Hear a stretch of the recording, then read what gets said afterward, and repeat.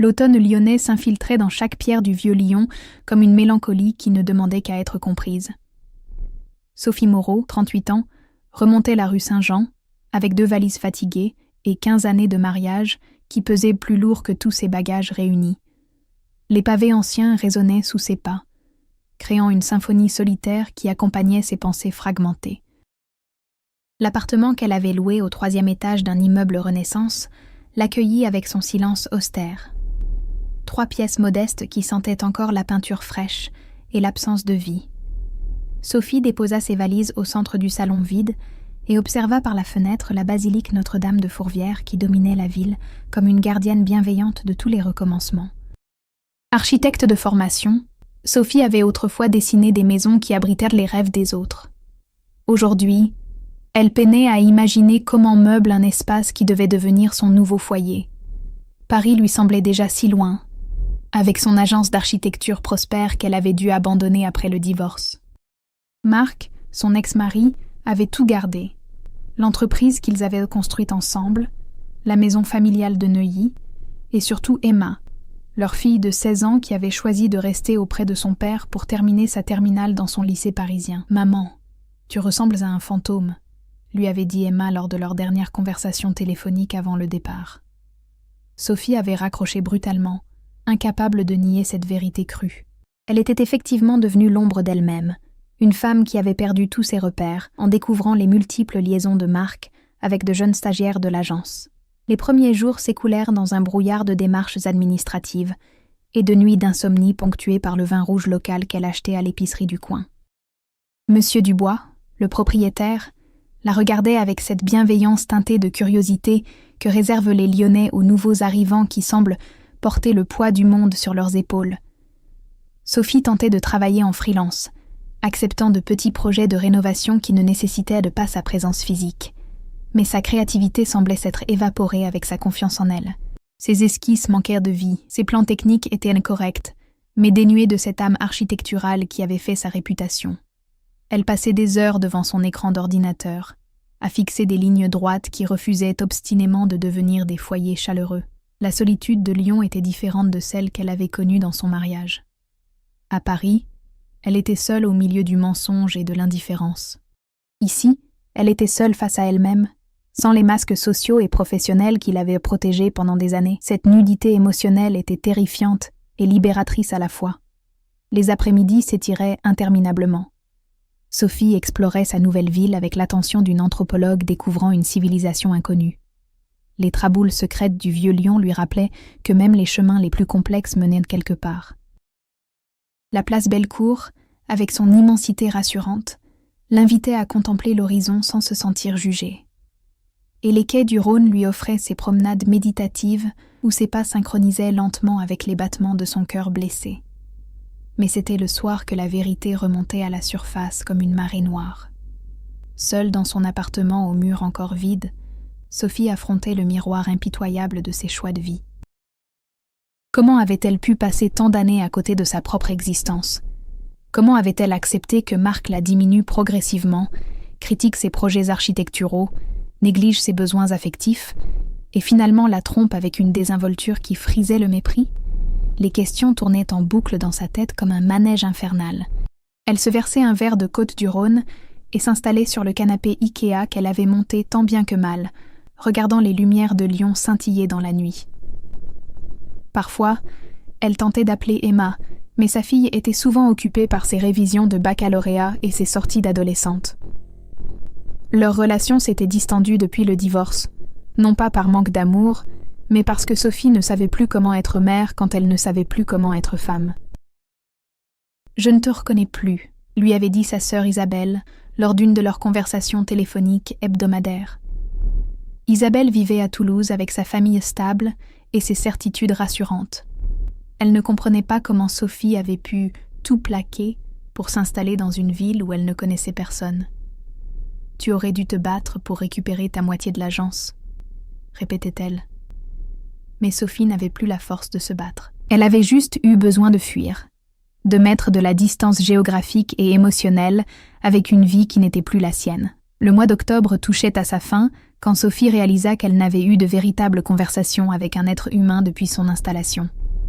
Ces échanges se limitaient aux formules de politesse avec les commerçants et aux communications professionnelles avec ses rares clients.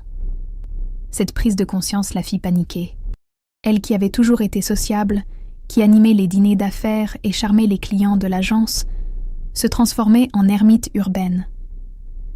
C'est dans cet état d'esprit qu'elle reçut le coup de téléphone d'Isabelle qui allait tout changer, sans qu'aucune des deux sœurs ne s'en doute à ce moment-là. « Sophie, ça suffit maintenant. » La voix d'Isabelle claquait dans le combiné avec cette autorité bienveillante que seules les grandes sœurs savent manier. « Cela fait 3 semaines que tu t'es installée à Lyon et tu n'es sortie que pour faire tes courses. C'est pathologique. » Sophie serrait le téléphone contre son oreille, en observant la pluie tambouriner contre ses fenêtres. Dehors, novembre s'installait avec cette grisaille particulière qui transformait Lyon en aquarelle floue. « Je vais bien, Isa. J'ai juste besoin de temps pour... » « Pourquoi ? Pour devenir folle ? Ma maman m'a dit qu'elle t'avait appelé hier et que tu avais l'air complètement déconnectée. Si tu ne fais pas quelque chose dès aujourd'hui pour sortir de chez toi et rencontrer des gens, j'arrive de Toulouse avec les enfants et on s'installe chez toi jusqu'à ce que tu retrouves tes esprits. » La menace était réelle. Isabelle était parfaitement capable de débarquer avec ses jumeaux de 8 ans et de transformer l'appartement silencieux de Sophie en chaos familial. Cette perspective terrifiait plus Sophie que sa solitude actuelle.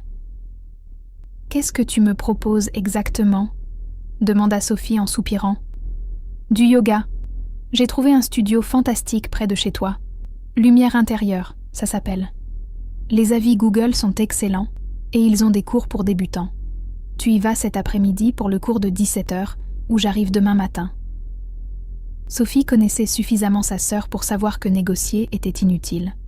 2 heures plus tard, elle se retrouvait devant un bâtiment du XVIe siècle, dans le quartier Saint-Paul, avec un tapis de yoga neuf sous le bras et l'estomac noué par l'appréhension. La façade de pierre blonde était ornée de glycines qui avaient pris les couleurs de l'automne, créant un kaléidoscope de violet et d'or qui contrastait avec le gris uniforme du ciel lyonnais. Lumière intérieure occupait le rez-de-chaussée de l'immeuble historique. Sophie poussa la porte vitrée et fut immédiatement enveloppée par une atmosphère de sérénité inattendue.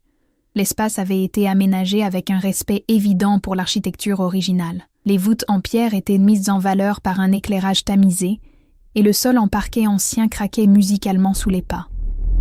Des coussins de méditation étaient disposés en cercle autour d'une fontaine miniature dont le murmure continu créait une bulle de paix au cœur de la ville. Une jeune femme aux longs cheveux châtains tressés s'approcha avec un sourire qui semblait sincère. « Bonjour, je suis Camille, c'est votre premier cours ?» Sophie hocha la tête, soudain consciente de sa nervosité.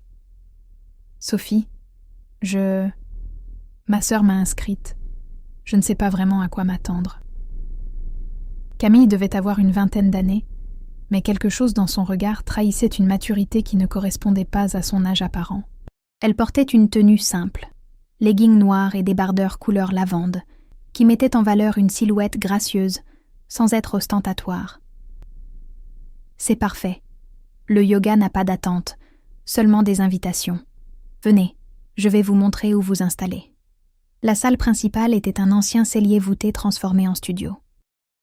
Une dizaine de personnes s'échauffèrent déjà sur leur tapis, majoritairement des femmes d'âge varié qui semblaient parfaitement à l'aise dans cet environnement. Sophie se sentit immédiatement comme une imposteuse, consciente de sa raideur physique et émotionnelle dans ce temple de fluidité.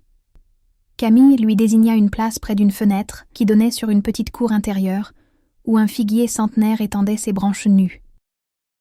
Ici, vous aurez de la lumière naturelle et un point d'ancrage visuel si vous en avez besoin. Le cours commença par des exercices de respiration que Camille guidait d'une voix posée et chaleureuse. Inspirez profondément et imaginez que l'air porte avec lui tout ce dont vous avez besoin aujourd'hui. Expirez lentement en relâchant ce qui ne vous sert plus. Sophie ferma les yeux et tenta de suivre les instructions, mais son esprit rebelle s'obstinait à ressasser ses inquiétudes habituelles. Les factures qui s'accumulaient, Emma qui ne répondait plus à ses messages, Marc qui avait déjà refait sa vie avec Aurélie, une architecte de 28 ans qui l'avait présentée à leur fille comme une amie. La rage familière remontait dans sa gorge comme une bile amère. Si des pensées arrivent, accueillez-les sans jugement et laissez-les passer comme des nuages dans le ciel de votre conscience. La voix de Camille semblait s'adresser directement à elle. Sophie rouvrit les yeux et croisa le regard bienveillant de la professeure, qui lui adressa un sourire d'encouragement avant de continuer ses consignes pour le reste du groupe. Les postures suivantes furent une révélation douloureuse. Sophie découvrit à quel point son corps s'était rigidifié au fil des années de stress et de négligence personnelle. Chaque étirement révélait des tensions profondes qu'elle avait apprises à ignorer. Chaque équilibre précaire lui rappelait combien elle avait perdu de stabilité intérieure. À plusieurs reprises, elle sentit des larmes lui monter aux yeux sans comprendre pourquoi. Camille circulait dans la salle avec une attention particulière pour chaque participant. Quand elle s'arrêta près de Sophie pour ajuster délicatement sa posture du guerrier, ses mains expertes trouvèrent immédiatement les points de tension. « Respirez dans cette zone », murmura-t-elle, en plaçant une main rassurante entre les omoplates de Sophie. « Votre corps vous parle. Écoutez-le avec compassion. » Le contact était professionnel, mais empreint d'une tendresse qui fit trembler Sophie. Cela faisait si longtemps que personne ne l'avait touchée avec cette attention bienveillante. Marc était devenu économe de ses gestes affectifs bien avant que leurs problèmes conjugaux n'éclatent au grand jour. La séance se termina par une méditation guidée que Camille accompagna d'un bol tibétain aux harmoniques envoûtantes. Posez une main sur votre cœur et une main sur votre ventre. Connectez-vous à cette femme courageuse qui a franchi la porte du studio aujourd'hui. Elle mérite votre respect et votre tendresse. Les mots résonnaient dans l'esprit de Sophie comme une révélation. Quand avait-elle cessé de se traiter avec tendresse? Quand avait-elle commencé à croire que sa valeur dépendait de l'approbation des autres? Alors que le groupe se dispersait dans un murmure de conversation feutrée, Sophie resta allongée sur son tapis, incapable de bouger. Les larmes coulaient maintenant librement sur ses joues, évacuant des mois de chagrin contenu. Elle n'avait pas pleuré comme cela depuis la signature des papiers du divorce. Camille s'approcha discrètement et s'assit en tailleur à côté d'elle. Les premières fois peuvent être intenses. C'est normal de ressentir beaucoup d'émotions quand on recommence à habiter son corps. Je ne sais même plus qui je suis, chuchota Sophie sans ouvrir les yeux. J'ai l'impression d'être une étrangère dans ma propre vie. C'est peut-être parce que vous êtes en train de redevenir vous-même, répondit Camille avec une sagesse qui contrastait avec sa jeunesse apparente. Parfois, il faut se perdre complètement pour se retrouver vraiment. Sophie ouvrit les yeux et observa le visage de Camille. Ses traits fins étaient éclairés par la lumière dorée de fin d'après-midi qui filtrait à travers les voûtes. Il y avait quelque chose d'apaisant dans son expression, une sérénité qui n'était pas feinte. Si cette histoire a touché votre cœur d'une quelconque manière, si vous souhaitez découvrir d'autres histoires émouvantes, abonnez-vous à la chaîne et activez la cloche de notification.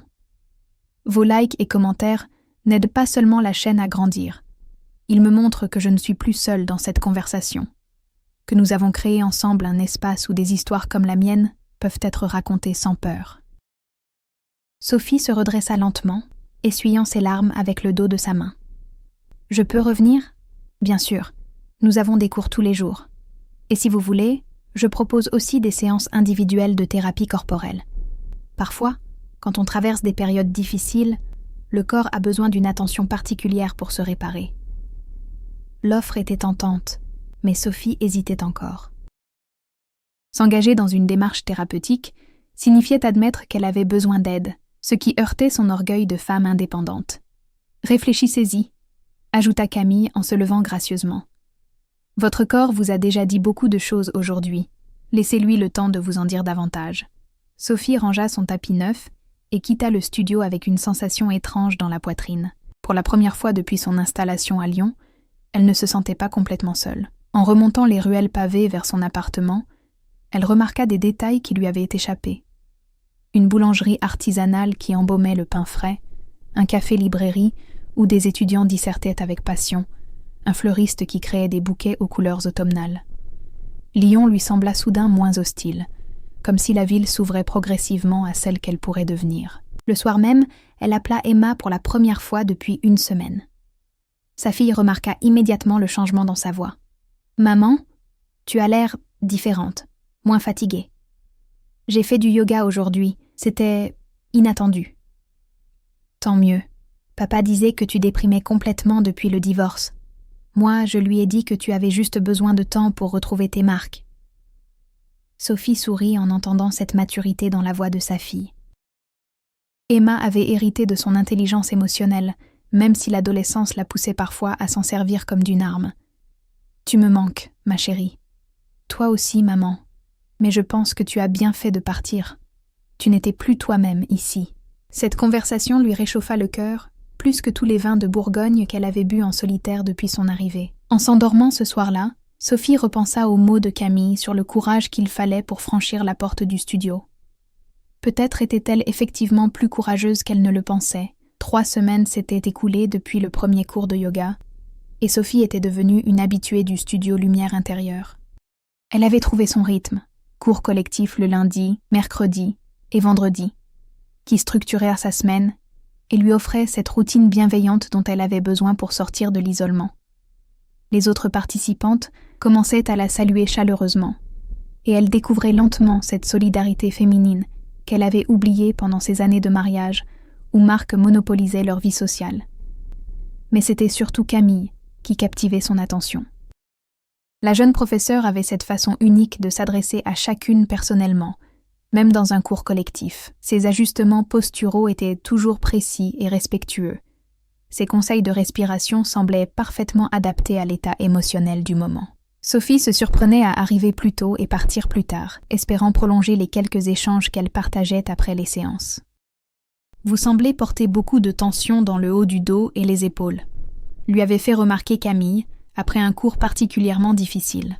« C'est souvent lié au stress émotionnel. Si vous voulez, je pourrais vous proposer quelques séances individuelles de thérapie corporelle. Cela vous aiderait peut-être à relâcher ces tensions profondes. » Sophie avait accepté presque trop rapidement, surprise par son propre empressement.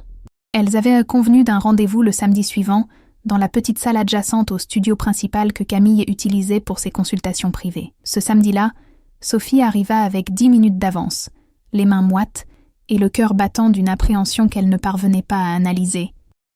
La salle de thérapie était encore plus intimiste que le studio, un espace cocoon aux murs couleur terre de sienne, meublé simplement d'une table de massage, de quelques coussins de méditation et d'une bibliothèque remplie d'ouvrages sur l'anatomie et les thérapies alternatives.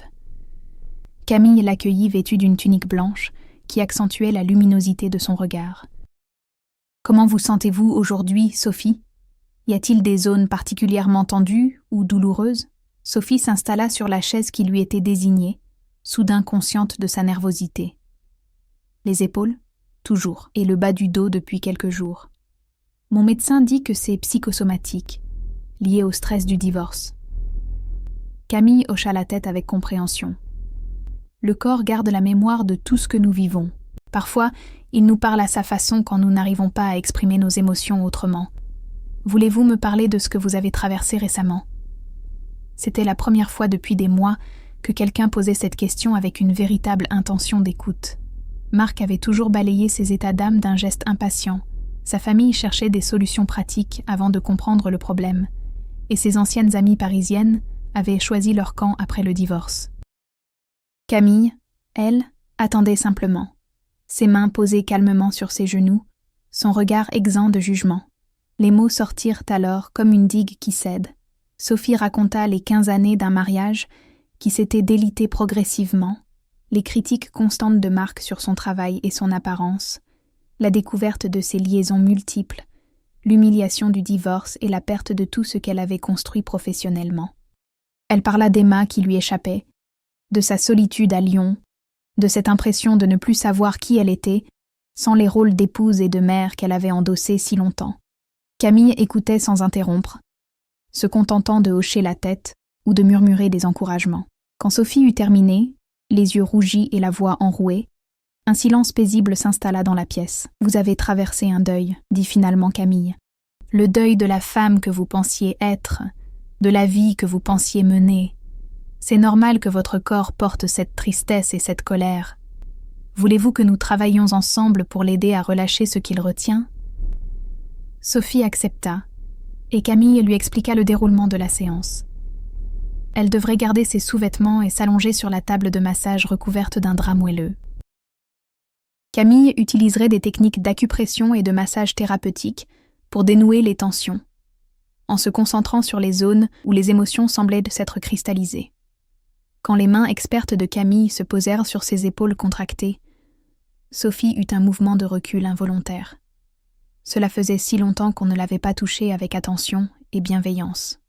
Marc était devenu économe de ses caresses bien avant leurs problèmes conjugaux, et elle avait fini par oublier à quel point le contact humain pouvait être réparateur.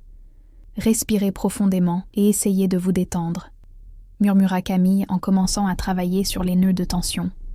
« Votre corps a le droit de recevoir des soins. Vous avez le droit de vous faire du bien. » Les mains de Camille étaient chaudes et précises. Elle trouvait instinctivement les points sensibles et y appliquait juste la pression nécessaire pour libérer les tensions sans créer d'inconfort. Sophie sentit progressivement ses muscles se relâcher sous ce toucher thérapeutique, et avec eux, des émotions qu'elle gardait enfermées depuis des mois. Quand Camille s'attaqua à la zone entre les omoplates, là où Sophie portait toutes ses inquiétudes, quelque chose se brisa en elle. Les larmes coulèrent silencieusement d'abord, puis des sanglots la secouèrent, libérant des mois de chagrin contenu. Camille ne dit rien, se contentant de poser une main apaisante sur son dos et de laisser l'émotion s'évacuer naturellement. « Je ne sais même plus quand j'ai cessé de me sentir désirable », chuchota Sophie entre deux sanglots. Marc me faisait sentir que j'étais trop vieille, trop rigide, trop exigeante. J'ai fini par croire que j'étais effectivement devenue invisible. « Vous n'êtes pas invisible », répondit Camille d'une voix ferme mais douce. « Vous êtes une femme belle et intelligente qui a oublié sa propre valeur. Mais cette valeur n'a pas disparu. Elle était juste enfouie sous la douleur. » Il y avait quelque chose dans le ton de Camille, une conviction qui dépassait la simple empathie professionnelle. Sophie se tourna légèrement pour croiser son regard et il eut une intensité qui la troubla. Pour la première fois depuis des années, elle se sentait vraiment vue par quelqu'un. La séance se poursuivit dans une intimité nouvelle. Les mains de Camille travaillaient maintenant sur ses bras, ses mains, ses pieds, réveillant des sensations que Sophie avait oubliées. Ce n'était pas érotique, du moins pas consciemment, mais profondément sensuel dans le sens le plus pur du terme. Sophie redécouvrait son corps comme un territoire familier qu'elle avait négligé trop longtemps. « Vous portez beaucoup de culpabilité dans cette zone », observa Camille en massant ses mains. « Les mains sont liées à notre capacité à créer, à donner, à recevoir. Qu'est-ce que vous aimeriez créer aujourd'hui si vous ne vous censuriez pas ?» La question prit Sophie au dépourvu. Depuis quand n'avait-elle plus pensé à ses désirs créatifs ? J'aimerais dessiner à nouveau, de vraies maisons, pas seulement des plans techniques, des maisons qui racontent des histoires, qui abritent des amours authentiques. Alors dessinez, dit simplement Camille. Votre créativité n'est pas morte. Elle attend juste que vous lui redonniez permission d'exister. Quand la séance se termina, Sophie resta allongée quelques minutes, savourant cette sensation de détente profonde qu'elle n'avait pas ressentie depuis des années. Son corps lui semblait plus léger, comme si Camille avait effectivement extrait une partie de la tristesse qu'elle portait. « Comment vous sentez-vous » demanda Camille en l'aidant à se redresser. « Différente. Plus présente à moi-même. » Sophie cherchait ses mots. « Comment faites-vous cela, cette façon de toucher et de guérir ? Vous êtes si jeune, et pourtant... » Camille sourit avec une pointe de mélancolie. « J'ai commencé à étudier les thérapies corporelles après avoir vécu moi-même des traumatismes. Parfois, ce sont nos blessures qui nous enseignent comment soigner les autres. Et puis, l'âge ne détermine pas la sagesse. Certaines femmes de 25 ans ont traversé plus d'épreuves que d'autres à 40. Sophie fut frappée par cette maturité qui transparaissait à nouveau dans les paroles de Camille. Il y avait effectivement quelque chose de vieux dans son âme, une profondeur qui contrastait avec sa jeunesse physique. « Est-ce que nous pourrions programmer d'autres séances ?» demanda Sophie en se rhabillant. « Je crois que j'ai encore beaucoup de travail à faire sur moi-même. »« Bien sûr. En fait, je pense que cela vous ferait du bien de venir régulièrement pendant quelques semaines. Le corps a besoin de temps pour intégrer les changements. » Elles convinrent d'un rendez-vous hebdomadaire le samedi après-midi. En quittant le studio, Sophie se sentait comme si elle flottait légèrement au-dessus du sol. Lyon lui apparaissait sous un jour nouveau, plus coloré, plus accueillant. Elle s'arrêta dans une librairie, et acheta un carnet de croquis et des crayons de papier, obéissant à une impulsion qu'elle n'avait pas ressentie depuis des années. Ce soir-là, assise à sa table de cuisine face à la fenêtre qui donnait sur les toits du vieux Lyon, Sophie se mit à dessiner. Ses premières esquisses étaient maladroites après tant d'années sans pratique artistique, mais peu à peu, sa main retrouvait sa fluidité. Elle dessina des maisons imaginaires, des jardins secrets, des terrasses où des femmes prenaient le thé en riant, des maisons habitées par la joie, concept qu'elle avait oublié. Quand elle s'arrêta enfin, il était plus de minuit. Emma l'appela au même moment, comme si elle avait senti que sa mère allait mieux. « Maman, tu as une voix bizarre, une bonne voix bizarre. J'ai passé une belle journée, ma chérie. J'ai dessiné, comme avant. Tes vrais dessins? Comme avant, mais en mieux. Je crois que je suis en train de me retrouver. J'en suis sûre. Papa dit que tu traverses une crise, mais moi je pense que tu es en train de devenir qui tu as toujours dû être. » Cette phrase résonna en Sophie jusqu'à son sommeil. Pour la première fois depuis des mois, elle rêva en couleurs. Décembre s'installait sur Lyon, avec cette douceur particulière des hivers rhodaniens, où le soleil perce parfois la grisaille, pour illuminer les façades renaissance d'une lumière dorée. Sophie avait trouvé son rythme de vie.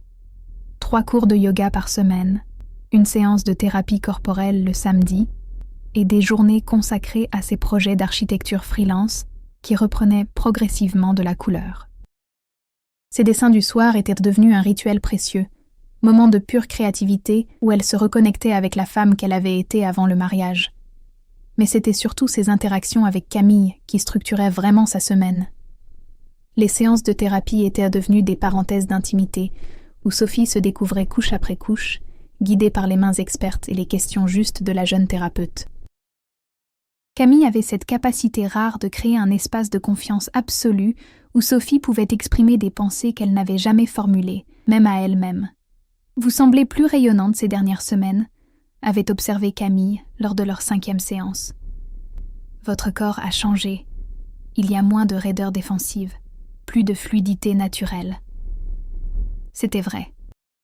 Sophie se sentait renaître progressivement, comme si les mains de Camille réparaient non seulement ses tensions musculaires, mais aussi quelque chose de plus profond en elle.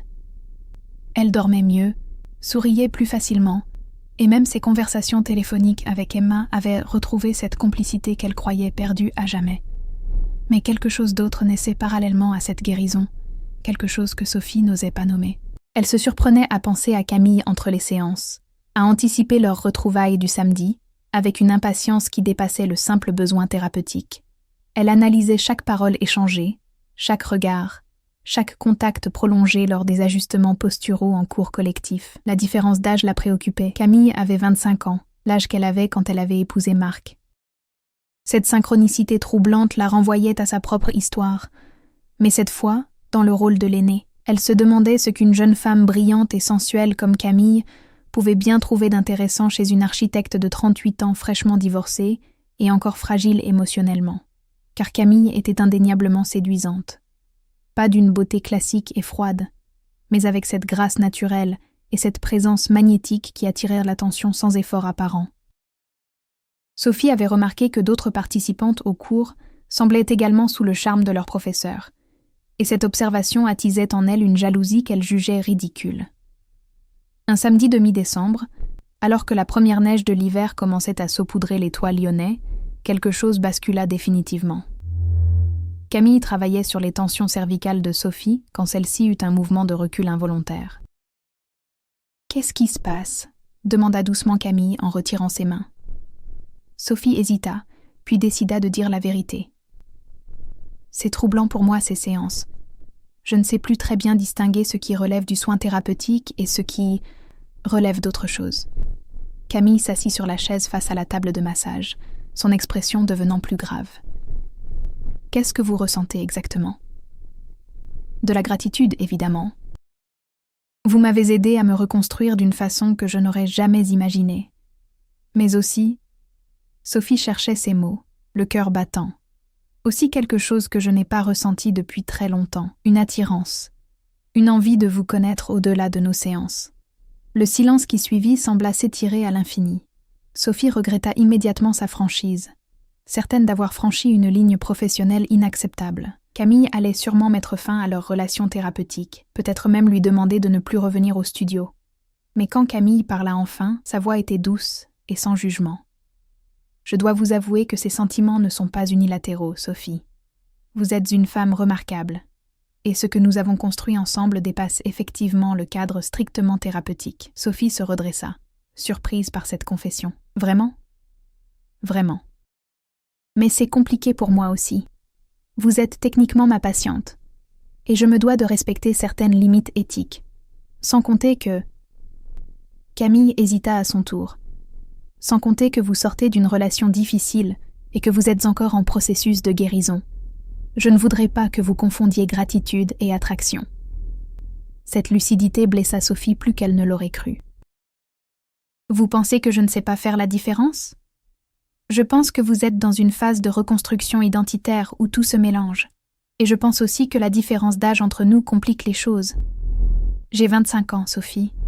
Vous avez une fille de 16 ans et une expérience de vie que je n'ai pas. » « L'âge n'est qu'un chiffre, » répliqua Sophie avec plus de véhémence qu'elle ne l'avait prévu. « Vous avez plus de maturité et de sagesse que bien des femmes de mon âge. Et vous m'avez aidé à redécouvrir des parties de moi-même que j'avais oubliées. » Camille sourit tristement. « C'est exactement ce que je veux dire. Vous idéalisez peut-être ce que je représente dans votre processus de guérison. » La conversation fut interrompue par le téléphone de Sophie qui vibrait de façon insistante. Emma l'appelait, ce qui était inhabituel un samedi après-midi. « Maman, il faut que tu saches quelque chose. Papa et Aurélie vont se marier au printemps. Il voulait te l'annoncer lui-même, mais j'ai pensé que ce serait mieux si ça venait de moi. » Sophie sentit le sol se dérober sous ses pieds. Intellectuellement, elle savait que Marc referait sa vie, mais l'entendre formuler si concrètement la ramena brutalement à sa propre solitude. « Comment tu te sens par rapport à ça, ma chérie ? » ?»« Moi, ça va. Aurélie est correcte avec moi, et papa a l'air heureux. Mais je m'inquiète pour toi. »« Tu vas vraiment bien ?» Sophie croisa le regard de Camille, qui avait saisi l'essentiel de la conversation. « Je vais bien, Emma. Vraiment. J'ai trouvé ma voie ici à Lyon. » Après avoir raccroché, Sophie se tourna vers Camille, les larmes aux yeux. « Vous voyez ?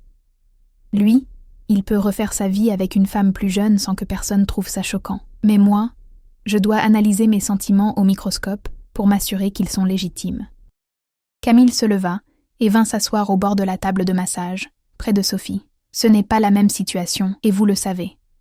Marc vous a quitté pour quelqu'un d'autre.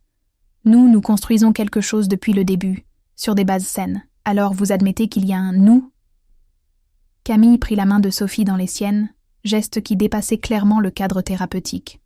« Il y a quelque chose entre nous, oui. Quelque chose de beau et de précieux, mais je ne veux pas que vous regrettiez quoi que ce soit. Vous méritez de prendre le temps de réfléchir à ce que vous voulez vraiment. » Sophie serra la main de Camille, troublée par la douceur de sa peau et la sincérité de son regard. « Ce que je veux, c'est apprendre à vous connaître en dehors de ces murs. Ce que je veux, c'est découvrir qui nous pourrions être ensemble sans les contraintes professionnelles. Et si nous nous retrouvions pour dîner cette semaine, en tant que deux femmes qui s'apprécient et qui veulent explorer ce qui se passe entre elles ?» Le cœur de Sophie s'emballa. « Vous êtes sûre ? Vous ne pensez pas que c'est prématuré ou inappropriate ?» Camille se pencha légèrement vers elle.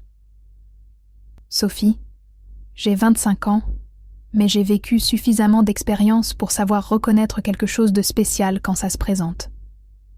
Ce que nous avons est spécial. Cela vaut la peine d'être exploré. » Elles convinrent de se retrouver le mercredi suivant dans un petit restaurant du Vieux-Lyon que Camille connaissait. En quittant le studio cet après-midi-là, Sophie se sentait à la fois excitée et terrifiée. Elle franchissait un nouveau territoire émotionnel, renonçant à la sécurité de la relation thérapeutique pour s'aventurer dans l'inconnu d'une possible histoire d'amour.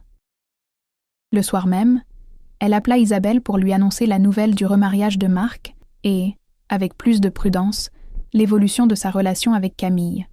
« Attends, tu es en train de me dire que tu as des sentiments pour ta professeure de yoga ? Une femme ? » ?»« Une femme, oui. Et pas n'importe laquelle. Camille est exceptionnelle, Isa. » Un long silence accueillit cette révélation. « Sophie, tu es sûre que tu n'es pas en train de faire une bêtise ? Tu sors d'un divorce difficile. Tu es fragile. Je ne suis plus fragile. Je suis différente. Et ce que je ressens pour Camille n'a rien à voir avec une réaction à mon divorce. C'est quelque chose de nouveau, de sincère. Mais enfin, tu n'as jamais eu d'attirance pour les femmes auparavant. Sophie réfléchit à cette objection. C'était vrai qu'elle n'avait jamais questionné son hétérosexualité, mais peut-être parce qu'elle ne s'était jamais autorisée à explorer cette possibilité. Peut-être que je ne me suis jamais donné l'occasion de découvrir cette facette de moi-même. Ou peut-être que c'est spécifique à Camille. Je ne sais pas, et ça n'a pas d'importance. Ce qui compte, c'est ce que je ressens maintenant. Isabelle finit par accepter cette évolution avec la bienveillance pragmatique qui la caractérisait. Du moment que tu es heureuse et que tu ne fais pas n'importe quoi. Mais fais attention à cette histoire d'âge, Sophie. Les gens vont jaser. Depuis quand est-ce que je me soucie de ce que pensent les gens ? Depuis jamais, en fait. C'est bien ça qui m'inquiète. Sophie raccrocha en souriant. Pour la première fois depuis des mois, elle avait hâte d'être au lendemain.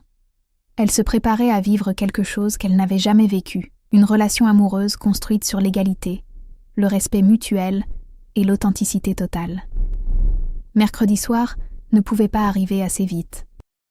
Le restaurant que Camille avait choisi était une de ces adresses secrètes que seuls les vrais Lyonnais connaissent. Chez Marianne, une ancienne bouchonnerie transformée en table d'hôte, nichée dans une traboule du 5e arrondissement. L'endroit respirait l'authenticité avec ses nappes à carreaux, ses murs couverts de photos en noir et blanc, et son ambiance feutrée éclairée aux bougies. Sophie arriva avec quelques minutes d'avance, le cœur battant comme lors d'un premier rendez-vous d'adolescente. Elle avait hésité longuement devant sa garde-robe, finalement optant pour une robe en laine prune qui mettait en valeur sa silhouette affinée par les mois de yoga, et un manteau camel qui lui donnait une allure à la fois élégante et décontractée. Camille fit son entrée quelques minutes plus tard, vêtue d'un jean noir et d'un pull en cachemire couleur miel qui faisait ressortir la luminosité de ses yeux. Ses cheveux étaient en détaché pour la première fois que Sophie la voyait, créant un halo soyeux autour de son visage. Elle était à couper le souffle. « Vous êtes magnifique », dit spontanément Sophie en se levant pour l'accueillir. Camille rougit légèrement. « Vous aussi, cette couleur vous va à ravir. » Elles s'installèrent face à face à une petite table près de la fenêtre qui donnait sur la cour intérieure éclairée de guirlandes lumineuses. L'atmosphère était différente de celle du studio, plus égalitaire, moins définie par leurs rôles respectifs de thérapeute et patiente. « C'est étrange de vous voir dans ce contexte, » avoua Sophie. « J'ai l'impression de vous redécouvrir. » « Moi aussi. Au studio, vous êtes Sophie qui guérit. Ici, vous êtes juste Sophie. » Elles commandèrent une bouteille de Côte-du-Rhône blanc et se lancèrent dans une conversation qui révéla rapidement leurs affinités profondes. Camille raconta son parcours. Des études de kinésithérapie abandonnées après un burn-out à 22 ans, une formation en thérapie alternative, son installation à Lyon pour fuir une relation toxique avec un homme plus âgé qui l'avait manipulée émotionnellement. « C'est ironique, n'est-ce pas ? Vous vous inquiétez de notre différence d'âge. Mais moi, j'ai été blessée par un homme de 45 ans qui se servait de son expérience pour me contrôler. » Sophie fut touchée par cette confidence. « Comment avez-vous trouvé la force de repartir à zéro, en aidant d'autres femmes à se reconstruire ? Chaque fois que je vois quelqu'un reprendre confiance en elle, comme vous ces derniers mois, je me soigne un peu moi aussi. » La soirée s'écoula dans cette intimité grandissante. Elles parlèrent d'art, de livres, de voyages rêvés, découvrant une compatibilité intellectuelle qui rendait leur attraction physique encore plus troublante. Sophie remarqua la façon dont Camille écoutait vraiment, posait des questions pertinentes, riait avec spontanéité. Elle était si différente des femmes de son milieu parisien, souvent en compétition et calculatrice. « Puis-je vous demander quelque chose de personnel ?» dit Camille vers la fin du repas. « Bien sûr. Avez-vous déjà eu des sentiments pour une femme auparavant ?» Sophie réfléchit à la question, pas consciemment. Mais en regardant en arrière, il y a eu des amitiés très intenses, des fascinations que je ne m'expliquais pas. Peut-être que je ne me suis jamais autorisée à explorer cette possibilité. Et maintenant ? Maintenant, je me sens libre d'explorer tout ce que je ressens. Marc m'avait convaincue que ma sexualité était figée, prévisible. Avec vous, j'ai l'impression de découvrir des parties de moi-même que j'ignorais. Camille tendit la main par-dessus la table et caressa doucement les doigts de Sophie. « Moi aussi, je découvre des choses nouvelles. Vous n'êtes pas juste une femme plus âgée pour moi, Sophie. Vous êtes une personne entière, complexe, qui m'attire à tous les niveaux. » Le contact de leurs mains créa une électricité qui se propagea dans tout le corps de Sophie. Elle avait oublié cette sensation de désir pur, dénuée des complications et des non-dits qui avaient empoisonné sa relation avec Marc. En sortant du restaurant, elles déambulèrent dans les rues éclairées du Vieux-Lyon, prolongeant cette soirée qu'aucune des deux ne voulait voir se terminer. La conversation devint plus personnelle, plus intime. « Est-ce que votre fille sait que vous... » « Explorer de nouvelles choses ?» demanda Camille alors qu'elles longeaient les quais du Rhône. « Emma est très intuitive, elle sent que je change, que je deviens plus authentique. Je ne lui ai pas parlé de vous spécifiquement, mais je pense qu'elle serait compréhensive. Elle veut juste que je sois heureuse. » « Et vous, vous êtes heureuse ?» Sophie s'arrêta et se tourna vers Camille. Elles étaient seules sur le quai, éclairées par les reflets de la ville dans l'eau noire du fleuve. « Oui. Pour la première fois depuis très longtemps, je suis vraiment heureuse. Pas juste soulagée ou apaisée. Heureuse. » Camille s'approcha d'elle, et Sophie sentit son cœur s'affoler. « Sophie, est-ce que je peux vous embrasser ?» Au lieu de répondre, Sophie ferma les yeux et s'approcha. Leurs lèvres se rencontrèrent dans un baiser d'une tendresse infinie, puis d'une passion grandissante, qui les surprit toutes les deux. Sophie n'avait jamais été embrassée avec autant d'attention, d'émotion. Les mains de Camille encadraient son visage comme si elle était précieuse, fragile. Quand elles se séparèrent, Sophie avait les larmes aux yeux. « Qu'est-ce qui ne va pas ?» s'inquiéta Camille. « Rien ne va pas. Tout va bien. Trop bien. J'ai peur de me réveiller. » Camille l'attira contre elle. « Vous ne rêvez pas. Et moi non plus. Ce qui se passe entre nous est réel. » Elles passèrent les semaines suivantes à apprivoiser cette relation naissante. Camille mit fin officiellement aux séances thérapeutiques pour éviter tout conflit d'intérêts, et elles commencèrent à se voir en tant que couple. Sophie découvrait Lyon à travers les yeux de Camille, qui lui faisait partager ses adresses secrètes, ses rituels du dimanche matin, ses amis du milieu alternatif lyonnais. L'intégration ne fut pas toujours simple. Certains amis de Camille semblaient méfiants face à cette femme plus âgée qui sortait d'un divorce, et Sophie dut affronter quelques remarques déplaisantes sur les femmes en crise de la quarantaine qui expérimentent. Mais la solidité de leurs sentiments résista à ces turbulences extérieures. Le vrai test arriva en février, quand Emma annonça qu'elle souhaitait passer les vacances de Pâques à Lyon. « Elle veut me rencontrer ?» demanda Camille, visiblement nerveuse. « Elle veut comprendre ce qui rend sa mère si rayonnante. Et honnêtement, je pense qu'elle sera séduite par vous comme je l'ai été. » Emma débarqua à Lyon avec sa franchise adolescente et son intelligence émotionnelle héritée de sa mère. La rencontre avec Camille se fit naturellement, autour d'un cours de yoga que Camille donna spécialement pour elles deux. « Elle est cool », confia Emma à Sophie après le cours. « Et elle te regarde avec des yeux amoureux. Papa ne t'a jamais regardé comme ça. » Cette validation de sa fille libéra Sophie de ses dernières appréhensions. Elle présenta officiellement Camille à sa famille lors d'un repas dominical organisé chez Isabelle à Toulouse. La réception fut mitigée. Isabelle resta sur la réserve. Leurs parents se montrèrent polis, mais distants. Mais Sophie s'en moquait. Elle avait trouvé son bonheur et n'avait plus besoin de l'approbation des autres pour le vivre pleinement. Au printemps, elles prirent la décision de s'installer ensemble dans un appartement plus grand avec terrasse, près du parc de la Tête d'Or. Sophie avait relancé son activité d'architecte en se spécialisant dans l'habitat écologique et les espaces de bien-être, trouvant enfin l'équilibre entre créativité et rentabilité. Camille développait ses activités thérapeutiques et commençait à former d'autres praticiennes. « Vous savez ce qui me fascine chez vous ?» dit Camille un soir d'avril, alors qu'elles dînaient sur leur nouvelle terrasse fleurie. « Dites-moi. Votre capacité à vous réinventer complètement. À 38 ans, vous avez eu le courage de tout remettre en question et de construire une vie qui vous ressemble vraiment. » Sophie sourit en caressant la main de Camille. « Vous m'avez aidé à comprendre que l'âge n'est pas une prison. On peut changer à tout moment, découvrir de nouvelles facettes de soi-même. » Même tomber amoureuse pour la première fois ? Surtout tomber amoureuse pour la première fois.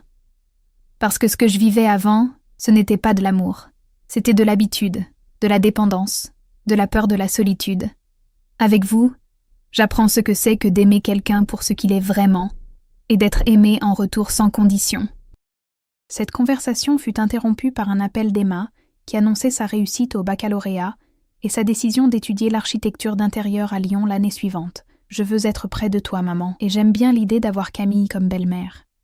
Elle est beaucoup plus fun que papa. » En raccrochant, Sophie réalisa que sa nouvelle vie prenait forme de façon plus harmonieuse qu'elle n'avait osé l'espérer. Emma allait vivre avec elle, créant cette famille recomposée qu'elle n'avait jamais imaginée. Camille accepta cette perspective avec enthousiasme, se réjouissant d'avoir une relation proche avec une adolescente aussi vive qu'Emma. L'été arriva avec ses longues soirées sur la terrasse, ses week-ends dans la maison que Sophie avait achetée dans le Beaujolais, ses projets communs et ses rires partagés. 1 an après son arrivée désespérée à Lyon, Sophie rayonnait d'un bonheur qu'elle n'avait jamais connu. « Vous m'avez sauvée », dit-elle à Camille un soir d'août, alors qu'elles regardèrent les étoiles allongées dans l'herbe de leur jardin. « Non », répondit Camille en se blottissant contre elle. « Vous vous êtes sauvée. Moi, je vous ai juste rappelé qui vous étiez, vraiment. » Sophie ferma les yeux, savourant cette vérité. Elle était effectivement redevenue elle-même, mais une version améliorée, libérée des peurs et des conformismes qui l'avaient longtemps entravée. À 39 ans, elle commençait enfin à vivre sa vraie vie. Le divorce avec Marc avait été finalisé sans drame, chacun ayant refait sa vie de son côté. Marc s'était remarié avec Aurélie dans une cérémonie convenue où Emma avait joué son rôle de fine modèle sans enthousiasme particulier. Sophie et Camille avaient organisé leur propre célébration l'été suivant. Une cérémonie laïque dans leur jardin du Beaujolais, avec leurs vrais amis et Emma comme témoin principal. Après le divorce, elle m'a appris à aimer de nouveau, avait déclaré Sophie dans son discours improvisé. Mais surtout, elle m'a appris que l'amour véritable commence par s'aimer soi-même, et qu'il n'y a pas d'âge pour renaître. L'assistance avait applaudi, mais Sophie ne s'adressait qu'à Camille, qui la regardait avec cette intensité amoureuse qu'Emma avait tout de suite remarquée. Elles avaient dansé jusqu'au bout de la nuit sous les guirlandes lumineuses, Sophie ayant enfin trouvé sa place dans une histoire d'amour qui lui ressemblait. Plus tard, bien plus tard, quand les journalistes s'intéresseraient à leur couple devenu emblématique de la réussite professionnelle et sentimentale au féminin, Sophie expliquerait toujours que Camille ne l'avait pas convertie ou changée. Elle l'avait simplement aidée à devenir qui elle avait toujours été au fond d'elle-même, en lui donnant l'espace et l'amour nécessaires pour s'épanouir sans masque. Leur histoire continua, faite de projets partagés, de voyages découverts ensemble, de réussites professionnelles complémentaires. Emma grandit entre elles comme une fille choyée par 2 mères qui s'aimaient sincèrement. Le cabinet d'architecture écologique de Sophie prospéra, ainsi que le centre de thérapie alternative de Camille, qu'elles finirent par installer dans leur maison du Beaujolais. Mais au fond, l'essentiel avait été écrit dans ces premiers mois lyonnais. 2 femmes qui s'étaient retrouvées au moment exact où elles en avaient besoin, et qui avaient eu le courage de construire quelque chose de beau ensemble, en dépit des conventions et des peurs. L'amour véritable avait effectivement commencé par l'amour de soi, et s'était épanoui dans la générosité partagée. Sophie ne se réveilla jamais de ce rêve devenu réalité. Elle apprit simplement à le vivre chaque jour avec la gratitude de celle qui a failli passer à côté de sa propre vie, et la joie de celle qui a enfin trouvé sa place dans le monde.